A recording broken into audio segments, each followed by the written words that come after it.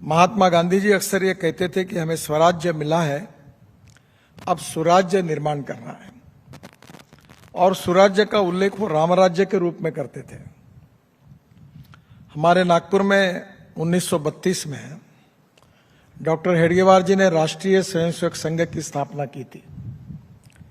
और हेडगेवार जी ने जब ये स्थापना की थी तो उनके पीछे उनका उद्देश्य ये था कि हमारे देश में, इतना बड़ा देश होने के बाद में भी, इतना शक्तिशाली देश होने के बाद में भी, यहाँ व्यापार करे हुए आए हुए अंग्रेजों ने हमारे देश को कैसे गुलाम बनाया, और इसलिए इसका कारण क्या है। और इसलिए हमारे समाज को जगाना पड़ेगा, व्यक्तियों को संस्कारित करना पड़ेगा और सुखी समृद्ध समाज को निर्माण करके बलशाली राष्ट्र का निर्माण करना होगा। अगर ये हम करेंगे तो ही हमारा देश भविष्य में प्रगति कर सकेगा। और इसी भाव से उन्होंने राष्ट्रीय स्वयंसेवक संघ की स्थापना की। आज हमारे देश में हम सब काम करते समय उद्दिष्ट के बिना तो कोई कार्य नहीं होता। हिंदी गीतों में एक गीत था, मैं तो चला जिधर चले रास्ता, मुझे क्या फिक्र है कहाँ मेरी मंजिल, मैं तो चला जिधर चले रास्ता। ऐसी तो हमारी सफर नहीं है। हमारा उद्दिष्ट निश्चित है, और उद्दिष्ट निश्चित होने के कारण हम सबको अलग अलग क्षेत्र में किस प्रकार से कार्य करना है, यही हमारे सामने सबसे बड़ा चैलेंज है। भारत विकास परिषद के बारे में आपकी हमारी जो वैचारिक भूमिका है, उसमें हम सामाजिक दायित्व के साथ, सामाजिक जिम्मेदारी के साथ, social consciousness and social responsibility के साथ हम समाज में गुणात्मक परिवर्तन करने के लिए कार्य करते हैं। सेवा के क्षेत्र में काम करते हैं, शिक्षा के क्षेत्र में काम करते हैं, सांस्कृतिक क्षेत्र में काम करते हैं, और जो गरीबी, भूखमरी और बेरोजगारी है, इसको दूर करने के लिए हम आर्थिक विकास के भी क्षेत्र में काम करते हैं।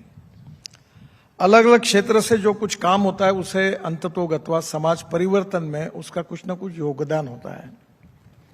और इसी योगदान के पीछे अलग अलग कार्यकर्ता, अलग अलग संगठन अपने वैचारिक भूमिका के साथ लगातार लगे, पर अभी भी हम उद्दिष्ट से काफी दूर है।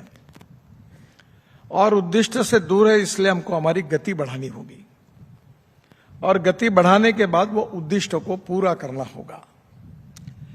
हम लोग दुनिया की सबसे फास्टेस्ट ग्रोइंग इकोनॉमी है, और अब वर्ल्ड में हमारा 5वां नंबर है। We are a rich nation with a poor population. हमारा देश धनवान है पर जनता गरीब है। भूखमरी, बेरोजगारी, गरीबी, महंगाई इससे ग्रस्त है। जातीयवाद, छुआछूत, अस्पृश्यता, उच्च नीचता का भाव समाज के लिए, हमारे लिए बहुत दुखद भी है और समाज के प्रगति के लिए घातक भी है। सामाजिक समता और आर्थिक समता, social equality and economic equality समाज में प्रस्तापित हो। और विशेष रूप से एक भी बड़ी समस्या है कि हमारे समाज में दो विशेष रूप से वर्गों के बीच का अंतर बहुत ज्यादा है। जैसे सामाजिक विषमता है, वैसे आर्थिक विषमता भी बड़ी है।